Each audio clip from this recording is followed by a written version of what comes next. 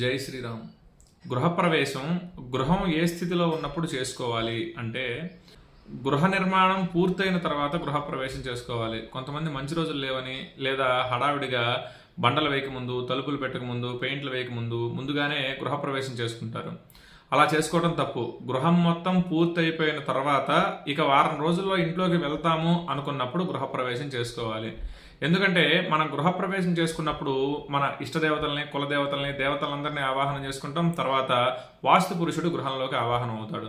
ఆ వాస్తు పురుషుడు ఆవాహనం అయిపోయిన తర్వాత బండలు వేయటం, తోటి పెద్దగా కొట్టడం, శీలలు కొట్టడం, పెయింట్లు వేయటం, పెద్ద పెద్ద వర్క్స్ చేయటం ఇలాంటివేవి చేయకూడదు. కాబట్టి గృహ నిర్మాణం మొత్తం పూర్తయిన తర్వాత గృహప్రవేశం చేసుకోవటం మంచిది. ఈ లోపు గనక చేసుకున్నట్లయితే మనకి గృహప్రవేశం చేసుకున్న ఫలితం కలగదు. గృహప్రవేశం అయిపోయిన తర్వాత రోజు దీపారాధన చేసే విధంగా ఉండాలి.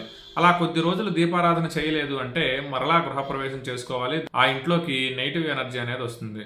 కాబట్టి గృహ నిర్మాణం అంతా పూర్తయిన తర్వాత గృహప్రవేశం చేసుకోవటం ఉత్తమం. జై శ్రీరామ్.